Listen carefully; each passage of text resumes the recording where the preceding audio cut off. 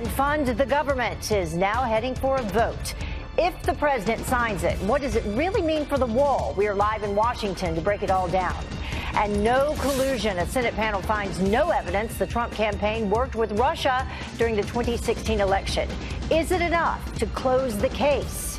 And it won't be a rough day for this champion. Meet the dog that just took Best in Show at Westminster. Fox and Friends First starts right now.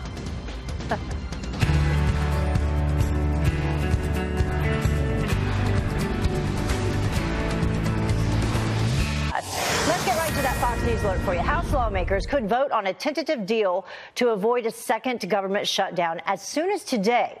Right now, President Trump is considering additional ways to secure the southern border. Griff Jenkins is live for us in Washington with the very latest, so this could be moving pretty quickly. Good morning, Heather. Will he or won't he sign it? That's the question of the day as the president considers accepting a compromise deal that falls well short of fully funding his border wall and at first glance wasn't so appealing. I can't say I'm happy. I can't say I'm thrilled. But the wall's getting built. Regardless, doesn't matter because we're doing other things beyond what we're talking about here. Exact language of the bill still being worked out, but here's what we know. It's got $1.375 billion for 55 new miles of border barrier construction and provides a path to reduce ICE detention beds. After speaking with top Republican Senate negotiator Richard Shelby, it appears President Trump may be warming up to the idea of taking some money as a start and a way to avoid another government shutdown. I said, Mr. President, this is only a down payment on the wall. I said, you know, they said you weren't going to get any money. We did get you some money. We got 55. The president says he'll make up the rest of the money from other parts of the government, but Senate Minority Leader Chuck Schumer says not so fast. As for moving around the money, he needs congressional permission to do it. He doesn't have the authority to do it without House permission. Now, the clock is ticking, Heather. He must sign a bill before midnight Friday. Congressional staffers are busy writing this bill so the House and Senate can vote on it as early as today or tomorrow. What remains to be seen is how much pressure is applied by some conservative voices opposed to the deal and how the president handles that in the final decision. Yeah, Heather? We're going to talk with one of those conservative voices, Congressman Scott Perry, coming up shortly to see what he has to say about it. Thank you so much, Griff. Well, while some lawmakers see the latest border deal as a good compromise, former acting ICE Director Tom Homan says that it does not fix our country's immigration problems.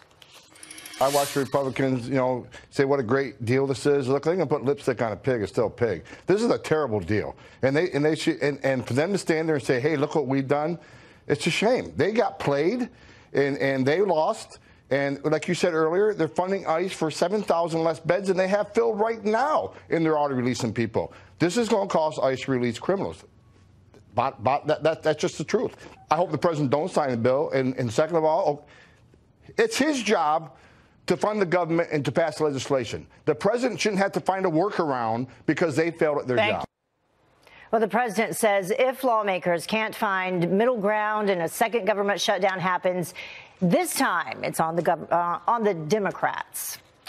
Well, Vice President Mike Pence ripping Congresswoman Ilhan Omar's apology for accusing a lobbying group of paying members of Congress to support Israel. Pence tweeting, quote, Ilhan Omar's tweets were a disgrace and her apology was inadequate. Anti-Semitism has no place in the United States Congress, much less the Foreign Affairs Committee. Those who engage in anti-Semitic tropes should not just be denounced, they should face consequences for their words. President Trump calling for the Minnesota Democrats' resignation as well. Another story developing. One of the women accusing Virginia's lieutenant governor of sexual assault speaks out at Stanford University. Dr. Vanessa Tyson taking part in a panel at a symposium on the Me Too movement. Listen. When we hear someone else's story, there's a beauty in it in the sense that you're not alone. I think that most survivors suffer from this, this isolation of feeling that, we're alone, that no one will ever believe us. Her lawyer sending a letter to Virginia's General Assembly saying that she is willing to cooperate with any effort to investigate her claims against Justin Fairfax. Well, there is no evidence of collusion between the Trump campaign and Russia. The Senate Intelligence Committee releasing those findings in their latest report. Todd Pyro joins us now live as some Democrats insist that the investigation still is not over. Good morning, Todd. Heather, do you feel like sometimes D.C. could argue whether today is Wednesday or not? I mean, after conducting 200 witness interviews and interviewing more than 300,000 pages of documents, reviewing those documents, in fact, the Russia probe may finally be seeing the light at the end of the tunnel. The Senate Intel Committee concluding there is no direct evidence of the Trump campaign colluding with Russia during the 2016 election. Chairman Richard Burr doubling down on the report. Well, I'm not sure how to put it any clearer than I said it before. We have no factual evidence of collusion between the Trump campaign and Russia. President Trump retweeting this news report on the findings, saying, quote, "Thank you to MSNBC." The report now causing a partisan rift between Burr and the top Democrat of the committee, Mark Warner, the Virginia Democrat, telling CNN, quote, "Respectfully, I disagree. I'm not going to reach any conclusion until we finish the investigation, and we still have a number of key witnesses to come back." Former CIA Chief John Brennan also appears to not want to put the collusion narrative to rest.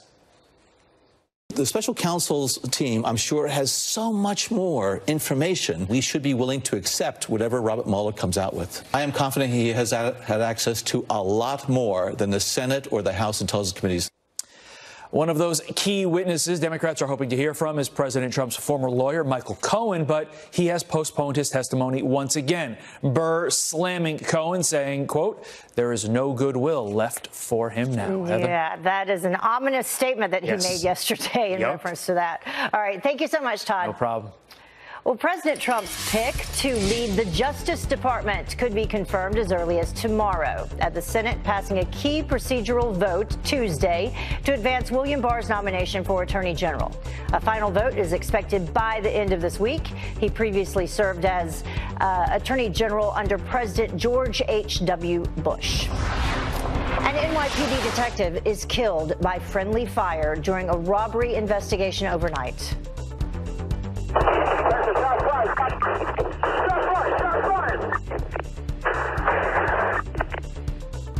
Detective Brian Simonson shot in the chest as he tried stopping a gunman inside a T-Mobile store in New York City.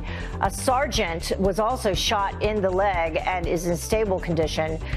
The surveillance video shows suspect Christopher Ransom holding a fake gun. He was also shot and is in stable condition. Detective Simonson leaves behind a wife and 2 children. Next month would have marked his 19th anniversary on the force. And our prayers with them. Well, today, a fallen officer and Marine veteran will be laid to rest. A public visitation will be held for Milwaukee officer Matthew Rittner before a procession takes his body to a funeral home where his family will say their final goodbyes. The 35-year-old was shot and killed while serving a warrant last week. A GoFundMe page is raising money for his wife and young son. Well, let's talk about some extreme weather. Powerful winter weather reaching all corners of the U.S., from Hawaii all the way to New England. More than 2,500 flights canceled and more than 100 million commuters disrupted. In Wisconsin, take a look at this. Snow causing some danger on the roads there, flipping a semi-truck. Snow turning to rain in Oregon, forcing a creek to overflow. Inches of water pouring into yards and homes there. Look at all that. And then even Hawaii, as we mentioned, feeling winter's wrath with snow falling at a state park. So if anyone went there to get away from winter weather, you got it there too. Well, this king has a brand new crowning achievement. Best in Show, the Wire Fox Terrier taking first place at the Westminster Dog Show. He's best in show. The Wire Fox Terrier. Beautiful. King is the 15th Fox Terrier to win the New York City show. That's more than any other breed by far. And you will see King live in the 8 o'clock hour of Fox and Friends. So be sure to tune in for that. What a pretty dog. Well, the time now is about 10 minutes after the top of the hour. President Trump says he's not happy with the compromised border bill, and he's not alone. Republican Congressman Scott Perry says the deal is not good enough, and he joins us live up next. And Senator Cory Booker has a beef with meat. How Congresswoman Liz Cheney is grilling him, get it, this morning.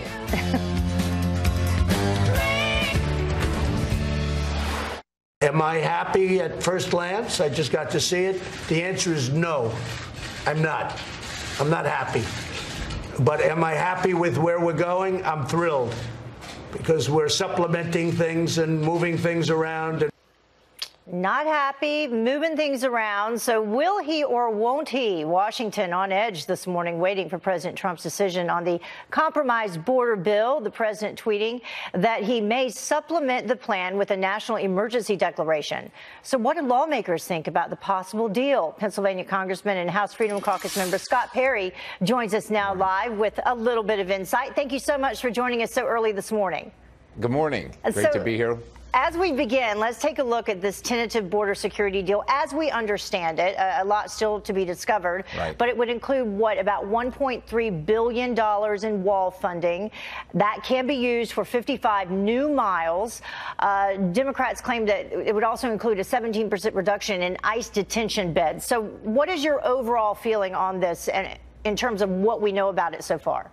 Well, it's a couple things. It's important to note that rank and file members haven't seen any of this. You're reporting that we're going to vote on it potentially today. We haven't read any of this, so all this is kind of speculative. But first of all, 55 miles, that's not even enough to cover Mexico's southern border, let alone what's happening along our border. And let's be clear here. We're trying to solve a problem, which is a border. It's become a crisis over many years now of this very porous southern border. And so if we're trying to solve a problem, this falls far short of that, number one. Number two, I think many people are very concerned about this reduction in the number of ICE beds, because what it says is that when we say beds, we're talking about being able to detain people that have broken the law, and that's laws other than the breaking the law of just crossing the border. There's other laws that are broken, and it seems like we're negotiating about not being able to keep these people that have broken the law in detention, in prison, so to speak. And that doesn't make any sense. I mean, why would Democrats want to do that? Right. Well, and that's our concern. I mean, if I went to my hometown sheriff and he said to me, look, we're just going to have to let a certain amount of people out. These are robbers, these are rapists, these are maybe murderers, drug dealers, but we don't have enough room. So you're okay with just letting some of them out, right? And people, of course, in your community would say, absolutely not. What do you need? So the answer is that we need as much as whatever it is to take care of the influx at the border, which is quite honestly why we need the help of a physical barrier and more agents and the technology appropriate to apprehend people and to stop people from coming over the border, which is, of course, the problem at hand that we're trying to solve. And so this isn't really solving the problem. Right. I want to ask you a little bit more about the money that's being allocated, because the president has said that he can move some money around. We've heard about this transfer allowance. How would that work? Would he need congressional approval? And would there possibly be enough money to go from $1.3 billion to reach the $5 billion number that he wanted? Because you talk about this 55 miles of new barrier, and I was listening to the former Border Patrol chief under the Obama administration, and he said that this plan is a fail because from the experts there at the border, they needed a minimum of 250 miles. Right. And I think the president, well, that's what the Border Patrol and Homeland Security recommended. Again, we set this agency up to advise the Congress on what we need for border security, among other things. And then, of course, we don't listen to any of the recommendations, which is problematic in and of itself. But regarding the ability to move funds around, the executive does have a certain ability to do that. But it depends on exactly where they're coming from. Are they unobligated funds, or is there something else? And I think we have to look very closely at that, because I think as most, at least Republican members, want to see something done on the border and want the border secured, we also are very mindful of our constitutional authority, where the funding should be approved by the representatives of the American people. And we don't want any executive, whether it's President Trump or some other executive, to go beyond their constitutional authority. On that note, I'm sorry to cut you off. We're almost out of time, though. On that note, should he declare a national emergency? I think he's got to do whatever he's got to do to secure the country. If the Congress is unwilling to deal with it for whatever their reasons are, and the president sees an issue, that there's a safety issue, which there clearly is, that he has to act on his own per his constitutional authority. We don't love it. We'd rather do it to ourselves in Congress. But again, if we can't get Democrats to come to the table to secure their communities in our country, the president has a duty to do those things, and he should. All right. Well, we know that you don't know whether you will support it or not at this point because you have to read what's in it. Right. That's a novel approach. Yes, it is a novel approach. We don't want to have to vote on it first to see what's in it. We don't like that plan. Yeah, I think we did that for Obamacare. Right. That didn't work out so well. Congressman Perry, thank you so much for joining us this morning. Great to have you. Well, thank you so much. All right. Well, the time now is about 20 minutes after the top of the hour, and Democrats trying to claim the moral high ground while resisting President Trump.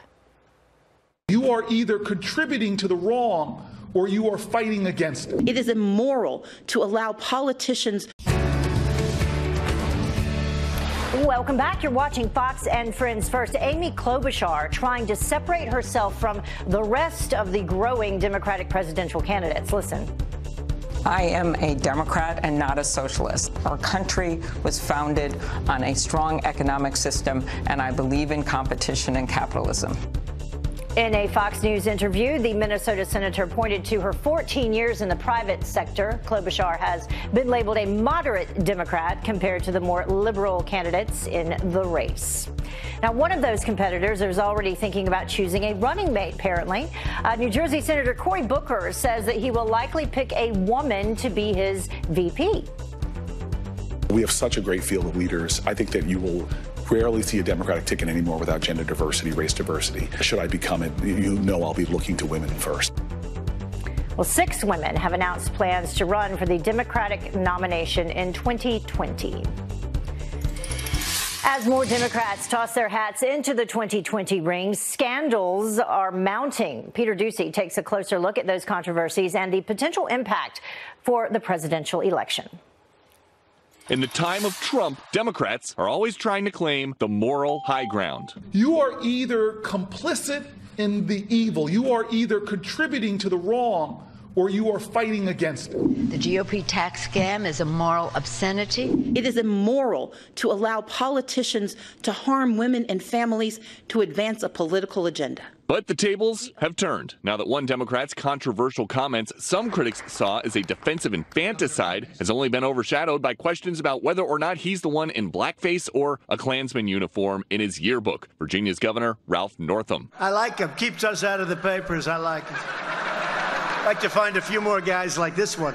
You might find some up the street in a Congress consumed by questions about racism in the Virginia governor's past and allegations of sexual misconduct in the lieutenant governor's past. I don't know what all the right answers are, but I don't think the Democratic Party's ignored it. So, to my Democratic colleagues, I think many of them have risen to the occasion. Then there's the issue of Ilhan Omar, the Democratic congresswoman now apologizing for anti-Semitic comments. It's anti-Semitic and there's anti-Israel hate that's infiltrating American politics. We're seeing it on college campuses.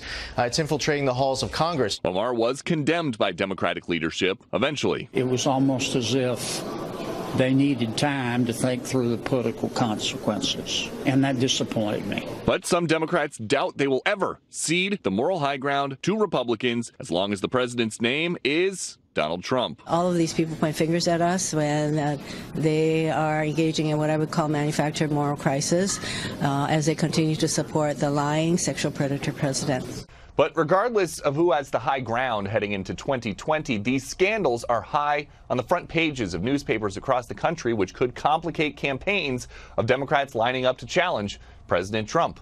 In Washington, Peter Doocy, Fox News. All right. Thank you, Peter.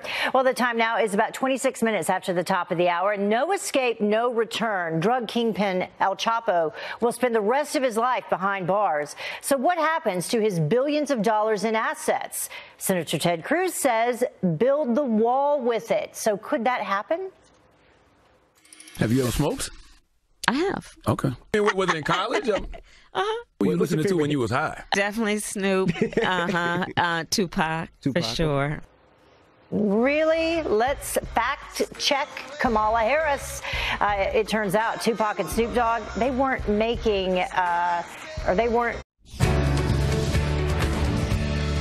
Welcome back. You're watching Fox and Friends First, half past the top of the hour. Let's take a look at our top headlines for you this morning. House lawmakers could vote on a tentative deal to avoid a second government shutdown as soon as today.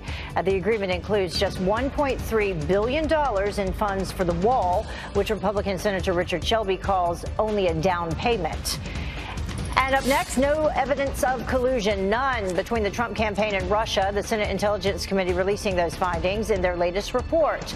Chairman Richard Burr confirming the committee did not find anything after conducting 200 witness interviews and reviewing more than 300,000 pages of documents. And Vice President Mike Pence rips Congressman Ilhan Omar's apology for accusing a lobbying group of paying members of Congress to support Israel. Pence tweeting, quote, her apology was inadequate, and adding anyone engaging in anti-Semitic activity, quote, should face consequences for their words. President Trump is calling for Omar's resignation. Well, President Trump will host the president of Colombia at the White House today. On the top of his agenda, the crisis in Venezuela. The leaders are expected to talk about ways to restore democracy to the country in crisis. Colombia has welcomed 3 million Venezuelans crossing the border to flee disputed President Nicolas Maduro's regime. Last month, President Trump recognized opposition leader Juan Guaido as acting president of Venezuela. Meanwhile, State Department officials will testify on Capitol Hill today about the unrest in Venezuela. Protests have erupted as disputed President Maduro clings to power. The U.S. has been trying to provide humanitarian aid to the South American country. Maduro has blocked shipments. We showed you that video. And he told the BBC the situation is caused by the, quote, extremists of the White House.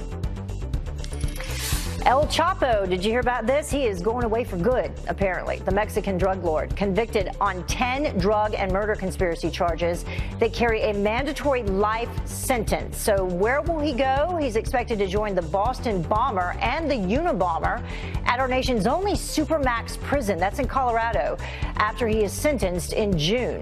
The kingpin escaped Mexican prisons twice before being extradited to the U.S. back in 2017. Senator Ted Cruz, as we told you, has suggested using his $14 billion in assets to build a southern border wall. Let us know what you think about that proposal on social media, and we'll share some of your comments. Is that a good idea? I don't know. It sounds pretty good if they can do it. Well, potential independent presidential candidate Howard Schultz has drawn plenty of criticism from the left from day one, but he's not backing down, even taking on the Green New Deal. It's immoral to suggest that we can tally up 20, 30, 40, $50 trillion of debt to solve a problem that could be solved in a different way. That is not being honest with the American people. So will those words steer Democrats away from their socialist ambitions? Here now to weigh in is the host of the Michael Knowles Show on the Daily Wire. Michael Knowles, thank you so much for joining us this morning. We appreciate it. Good to see you. So what did you think about that? Howard Schultz, just trying to get a little more news coverage, or will this make a difference? How is this going to shape up for him? Well, he's obviously correct. The Green New Deal is immoral because socialism is immoral. It's immoral to destroy 88% of American energy. It's immoral to outlaw people's cars and trains. It's immoral to try to knock down and rebuild every building in America within 10 years. It is immoral. And the concept that socialism is immoral is the theme of Howard Schultz's campaign. I think this is also good strategy. Howard Schultz's entire strategy is to create a wedge within the Democrat Party between the far left and the more reasonable elements of it. And then he thinks when he can split them away, he's going to be able to take some votes from the Democrats, some votes from Donald Trump, and make it to the presidency. Is this a long shot strategy? Yes. But this is very much in keeping with that. And by the way, this is a service for the country. We have a generation right now, millennials, who identify for the first time as majority socialist. And yet surveys show that as few as 16% of them can actually actually define what socialism is. Yeah, Howard Schultz is really going to crazy. provide that educational opportunity that their teachers and their parents didn't provide them. And I think it probably won't land him in the White House, but it would be very good for the country. Yeah, Howard Schultz didn't get to where he is because of socialism. That would be capitalism. But it's interesting to hear him talk about the Green New Deal because Starbucks, has a reputation of being an environmentally friendly and socially conscious company as well. What he's doing, will it benefit Democrats more or will it benefit Republicans? Because history has shown it will benefit Republicans. Perhaps it'll benefit Republicans. Doesn't bother me. I'm perfectly happy about that. But I think it will, in the long run, help the Democrat Party. They cannot win on this far-left message. As you point out, Howard Schultz is a lifelong Democrat. He's no crypto conservative. And yet, this Green New Deal is poison for the Democrat Party. This is why Mitch McConnell is rushing to bring it to the floor for a vote. He wants to get all the Democrats on the record here. And we know, right now, the Green New Dealers try to pretend that this is popular with majorities of both parties. This is based on a bogus study out of Yale's Center for Climate Change Communication. It's based on people who have never heard of the legislation and a ridiculous, flowery description of what the legislation does. When people know what it does, when people know that it will destroy the American economy, take away all of their freedom of choice, they're going to reject it. And I think Howard Schultz is showing that for the long term, if the Democrats are going to be viable, they have to reject that kind of radicalism. Well, we want to hit a couple of other topics. You mentioned flowery descriptions. Let's listen to what Kamala Harris had to say. Listen to this. I believe we need to legalize marijuana. Have you ever smoked? I have. Okay. Was it in college? What were you listening to when you was high? What was on? What song was it? Oh, my goodness. Oh, yeah, definitely Snoop. Tupac, for sure.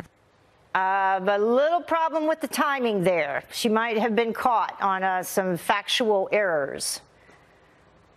That's right. It turns out that Kamala Harris graduated college in 1986. Tupac didn't come out with his debut album until 91. Snoop didn't come out with it until 93. This is so pathetic. What Kamala Harris was probably doing in college was listening to Brahms and studying for law school. She actually has formerly been a serious person, but she cannot relate to her voters on her actual record. She's got a long career as a prosecutor. The trouble is the Democrats now hate prosecutors, hate law enforcement, hate the law itself. So she's trying to relate to her voters on the lowest common denominator, the way that kids in middle school relate to one another. She says, see, I like the kind of music that you listen to, kids. I like smoking jazz cigarettes. How do you do, fellow kids? Right. It's totally inauthentic. It's totally disingenuous. She is not going to be able to win an election by hiding herself, by running away from herself. That's going to catch up with her eventually. And actually, I think